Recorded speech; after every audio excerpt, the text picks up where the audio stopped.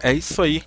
Estamos aqui gravando mais uma vez e hoje nós vamos para mais um vídeo sobre o seguinte tema: o dilúvio, ele foi local ou universal? O que acontece? Muitas pessoas pegam a narrativa bíblica, muitas coisas que tem dentro da Bíblia e tratam isso de forma literal. E o pior, colocam certas coisas, né, certos tipos de interpretação que muitas das vezes é uma como se fosse apresentado como uma verdade absoluta, aonde não é. Hoje nós vamos tratar desse tema aqui. Convido você para ficar comigo aqui até o final. Já vou pedindo a você, aproveita que você está aqui, já se inscreve aqui no canal. Você se inscrevendo aqui no canal, você vai estar por dentro das novidades que vão estar sendo colocadas aqui, tá? Nós vamos ter aqui, vocês estão vendo aí do esboço, olha só para vocês verem, tem uma tradução em português do lado esquerdo e do lado direito nós temos o texto hebraico. O texto hebraico vai dizer Kol Asher Nishemat, Ruah Haim Ba'afaif, Mikol Asher Beharaba Metu. Aí nós temos essa expressão que, ou seja, tudo que alenta o espírito de vidas nas narinas dele, de tudo que na terra seca morreram. Aí a segunda parte nós temos Vayama et kol haikun asher al penei hadama meadam ad behemah ad aliás, vead of hamaim hashamaim vaimahu min haaret vai Vaishaer Ak Noá Veasher e tu Batevá, que é extinguiu tudo que subsiste, que sobre as faces do solo, desde o humano até o animal, até réptil e até a ave dos céus, e foram extinguidos da terra e remanesceu somente Noé e o que com ele na arca. Aí nós vamos pegar essas três expressões aqui em vermelho, olha só para você ver, na terra seca, o solo e da terra. Muitas pessoas colocam que o dilúvio ele foi universal, que ele aconteceu em todo o mundo, e eu vou mostrar para vocês algumas coisinhas aqui que é muito perigoso quando você pega esse relato do dilúvio, não só esse, tem outros textos, mas pega esse relato do dilúvio como algo literal. Então nós vamos analisar essas três expressões que têm esse mesmo sentido. Uma é traduzida como terra seca, a outra como solo e a outra como da terra. Em hebraico nós temos a expressão eretz, ou eres, né? Conforme alguns, que significa terra. Em assírio nós temos Irsiltu, e nós temos aramaico também Ardum e Arô, tá? Aí tem os seguintes significados conforme aqui o hebraico. Pode significar a terra inteira, ou simplesmente a terra, pode se referir ao país, território, pode se referir a um distrito, uma região, tá? Pode se referir a um território menor, um pedaço de chão, a terra de Canaã ou de Israel também. Pode se referir também até mesmo aos habitantes da terra, tá? Tem essa questão aí. E também solo e superfície do solo. Pode ter esses significados, esse vocábulo ares, tá? Aí tem outros léxicos que também vão trazer o seguinte significado. Vai trazer solo, vai trazer chão, pedaço de terra, território, vai trazer, por exemplo, totalidade do solo, vai trazer profundezas da terra, submundo, então também tem essa questão aí. O hebraico vai trazer ará, erá, traz o significado de terra, chão, com o sentido de país, tá? Isso acompanha o hebraico que denota uma terra, solo, ou país, ou território. Então, o que acontece? As pessoas pegam, conforme as traduções em português, que colocam aí, e o dilúvio veio sobre toda a terra, né? Mas só que as pessoas esquecem o seguinte, esse vocábulo aqui, terra, tá? Que é traduzido como eres. Se você for pegar esses contextos aqui que estão descritos aqui, como por exemplo, Deuteronômio 24:4, Zacarias 12, e tantos esses outros textos que você vê, que vocês estão vendo aqui, você vai ver que tem um sentido realmente de uma terra comum, um território ou país. E não denota essa questão do mundo todo, tá? Como muitas pessoas têm colocado aí, os tradutores colocaram na Bíblia. Então, ou seja, é aí que se gera o problema. Porque se você não está denotando algo universal, Ou seja, se não denota algo universal, então vai denotar um determinado território. Se denota um determinado território, qual seria esse território que o dilúvio sobreveio sobre ele? Veio sobre ele. Aí fica aí essa pergunta para vocês. Mas vamos continuar aí. Outro vocábulo denotando terra no texto é o vocábulo Adama, que significa solo, terra, como lavrada, superfície, terreno, propriedade rural, pode significar também terra firme, solo como superfície visível da terra, como morada do homem, território ou país, tá? Isso conforme as bibliografias que foram consultadas aqui para chegar a essa conclusão aqui. Originalmente, esta palavra significava o solo arável vermelho. Daí passou a denotar qualquer solo cultivado, plantado ou propriedade fundiária.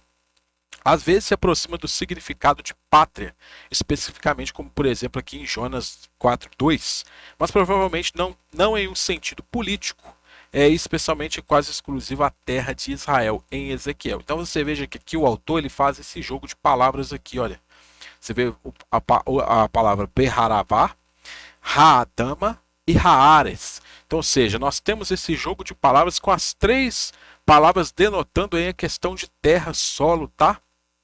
E aí você veja que fica um pouco mais complicado para você colocar isso como o mundo todo dentro aí do próprio contexto. O vocábulo a ser notado no texto é Haravá, cujo significado do termo secar, estar em ruínas, tornar desolado, tá? Então tem essa questão aí, secar, estar em ruínas, tornar desolado. Aí vem a seguinte pergunta. Porque as pessoas colocam que ali se fala do dilúvio no mundo todo, né, e etc e tal. Então esse vocábulo que é traduzido aqui como terra, né? Olha só, esse vocábulo é Haravá aqui, ó. Você pode ver que está o mesmo vocábulo no texto aqui, ó, Perharavá. Ou seja, que é na terra seca, né? Que é traduzido como na terra seca. Então, quando você fala na terra seca, ou seja, está se denotando essa questão aqui de secar, estar em ruínas ou tornar desolado. Você sabe o que é tornar desolado? Tornar ermo em um deserto. Eu te pergunto, quando foi que a Terra se tornou em um deserto definitivo, tá? Porque aqui, conforme o contexto, deveria se tornar em um deserto definitivo. Se realmente esse dilúvio ele foi algo mundial, como está sendo atestado aqui. Isso aconteceu com o mundo. Você veja que as árvores acabaram, a vegetação acabou, a vida por um todo acabou. Será que realmente isso aconteceu? Fica essa perguntinha. Os três vocábulos usados no texto são usados para denotar um solo específico, um tipo de terra, e não denotam o mundo como por inteiro. Os vocábulos limitam o acontecimento a um tipo de lugar específico. Isso que as palavras denotam aqui nesse contexto. Aí nós temos alguns detalhes muito interessantes nesse texto que eu acredito que poucas pessoas param para poder analisar. Primeiro, sobre o betume. Gênesis 6,14 vai dizer o seguinte: faz uma arca de tábuas de cipestre, nela farás compartimentos e a calafetarás com betume por dentro e por fora. O vocábulo traduzido nas versões em português como betume é o vocábulo kofer, né, ou kafar, resgate, tá? Tem o significado de resgate. Todo israelita deveria dar ao serviço do santuário o dinheiro do resgate de meio shekel, tá? Ou de meio shekel. O Egito, aos olhos de Deus, foi dado como resgate para a restauração de Israel. Essa palavra resgate é paralela à palavra resgatar, padã, que vê, né, conforme o Salmo 49:7. Há um aviso de que o homem culpado de assassinato deve ser morto.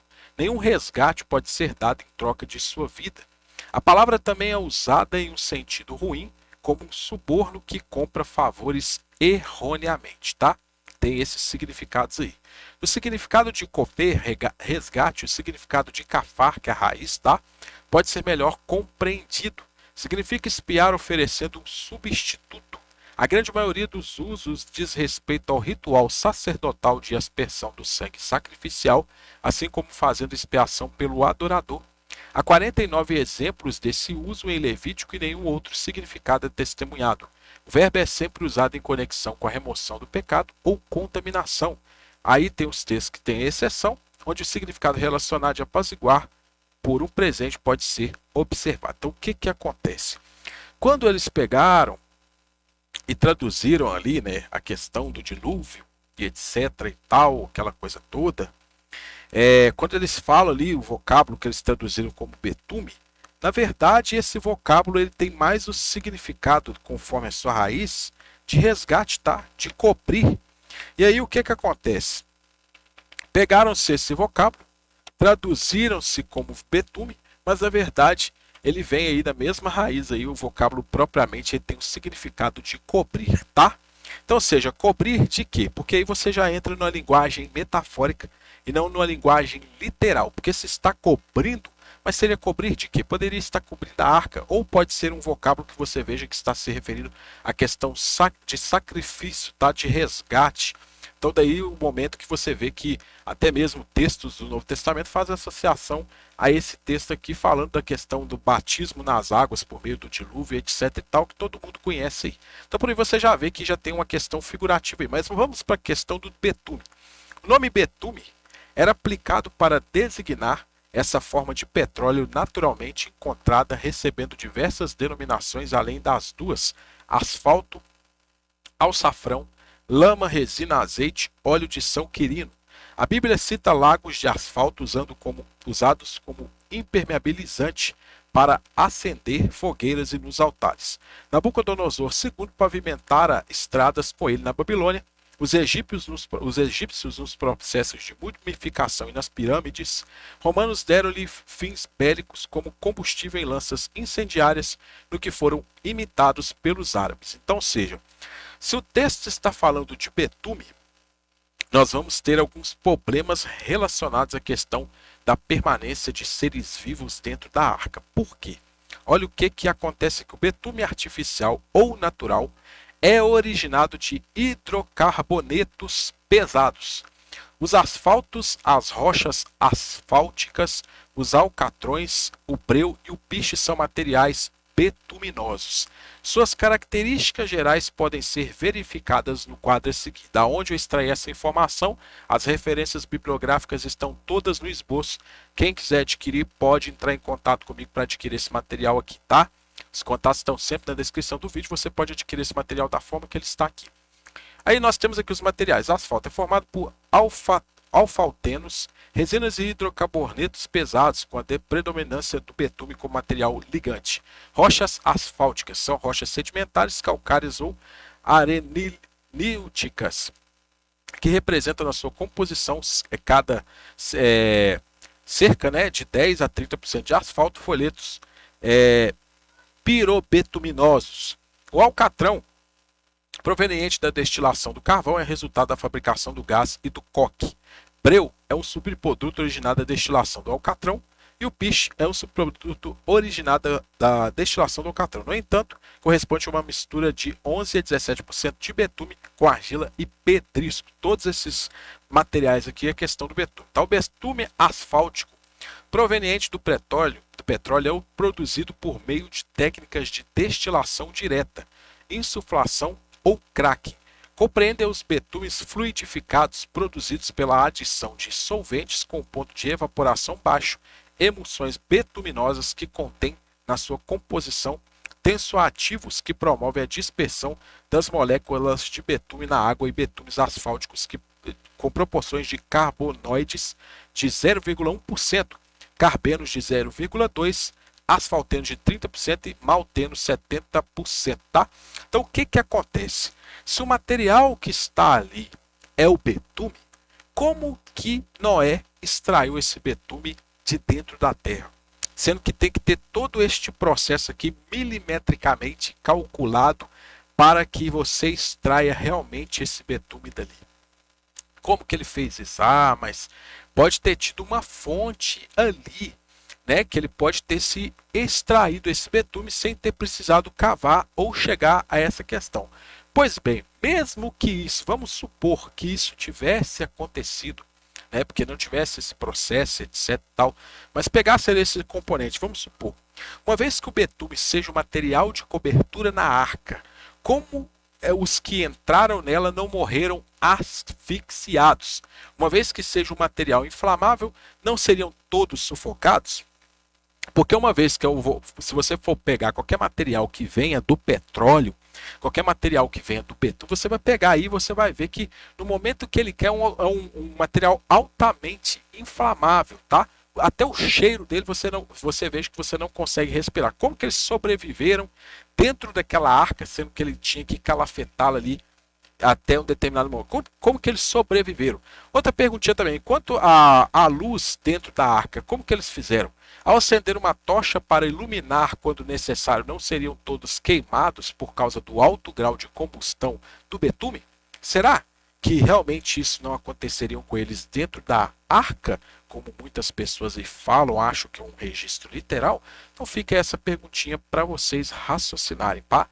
Para não deixar parecer como uma narrativa fictícia, os tradutores colocaram betume, seguindo a Septuaginta que traz asfaltou, cobrir com alcatrão, manchar com piche. Porém, o vocábulo coper tem significado de cobrir.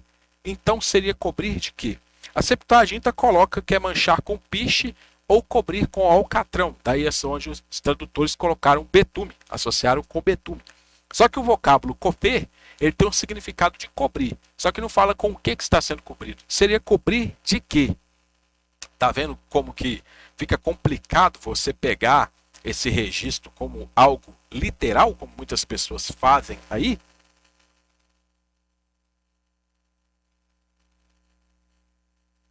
Mas vamos continuar. Vamos continuar aí. Vocês vão raciocinando aí, vocês podem pesquisar. Se você quiser adquirir o material, você pode entrar em contato comigo. Você vai ter todo esse material aí prontinho aí para você.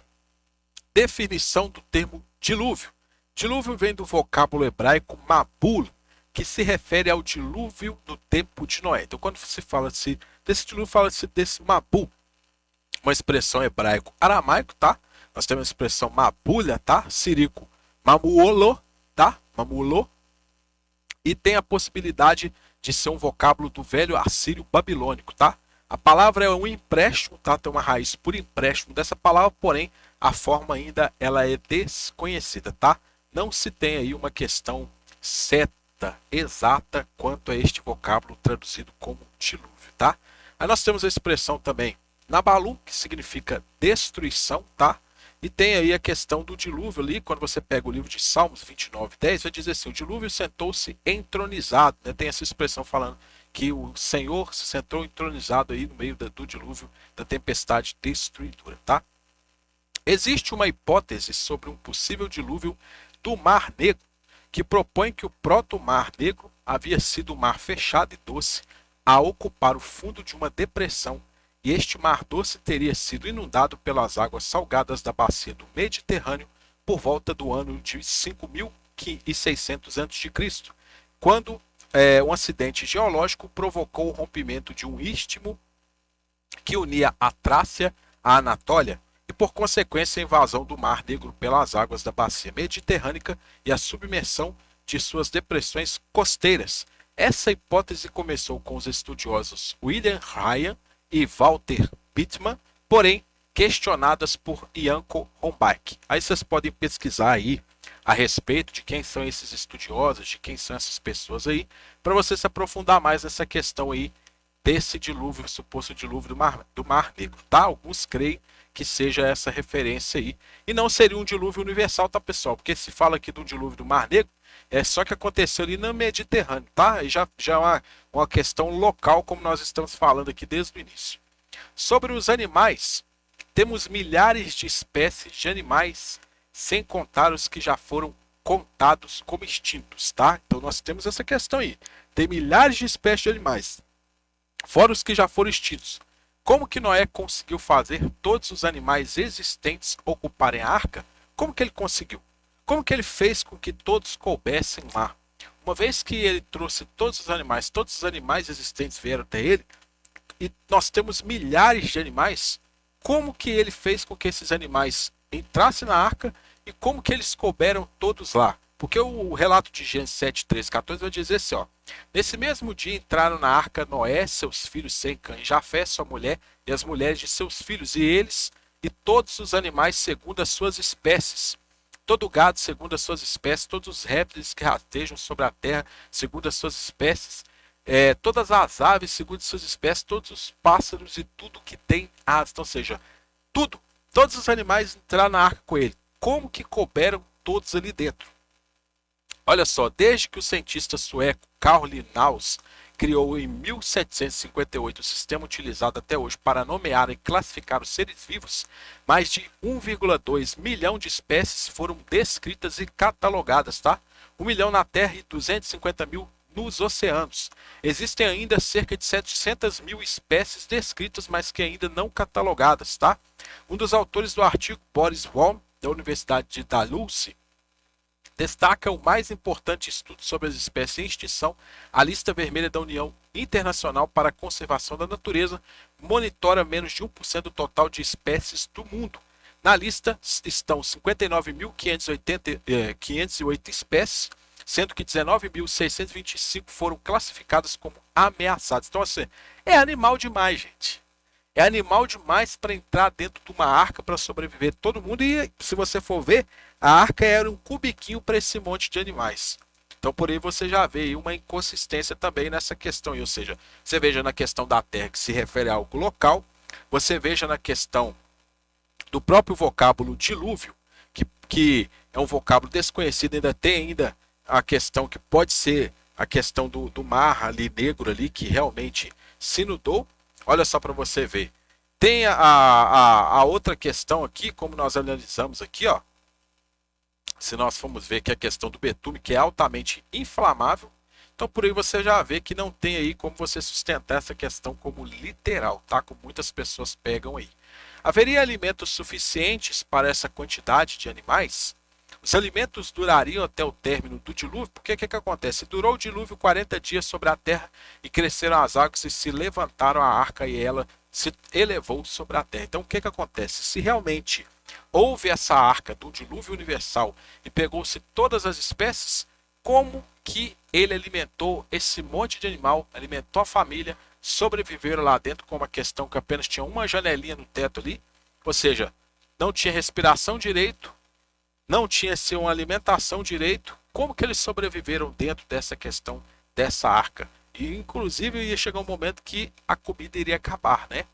Então fica meio complicado aí para você chegar e colocar isso como literal. Outra questão aqui também, Monte Ararat ou Urartu. A escritura Ararat é tanto uma terra quanto uma montanha, tá? Nos é dito em 2 Reis 19:37, Isaías 37:38, que os filhos do rei assírio Senaqueribe fugiram para esta terra, em acadiano Urartu, depois de assassinar seu pai. Urartu era uma nação importante ao redor do lago Van, na Armênia, agora dividida entre a Turquia, a União Soviética, o Irã e o Iraque. Seu período de importância e poder foi do século IX a.C. até sua destruição no século seguinte pelo assírio Tiglat-Pileser III, em 612 a.C., caiu nas mãos dos medos, tá? Uma leitura cuidadosa de Gênesis 8:4 mostra que a Bíblia não diz que a arca pousou no monte Ararat. O que ela diz é que a arca pousou nas montanhas de Ararat, ou Harê, né, montanhas. Portanto, nós temos algumas traduções que colocam, por exemplo, um monte em Ararat. Nessa faixa, o que é hoje chamado de Monte Ararat é facilmente o mais importante, elevando-se a 16.900 pés acima do nível do mar. Depois de examinar as evidências textuais históricas e antigas, se concluiu: nenhuma das identificações do Ararat bíblico como uma montanha específica tem qualquer base no texto bíblico, pois a expressão nas montanhas de Ararat, interpretada corretamente, apenas conota uma montanha não específica na terra de Ararat, tá? Então tem tudo isso aí conforme essa questão. Então fica esse vídeo de hoje para vocês verem aí que não tem como você sustentar essa questão do dilúvio como algo literal, como muitas pessoas pegam aí.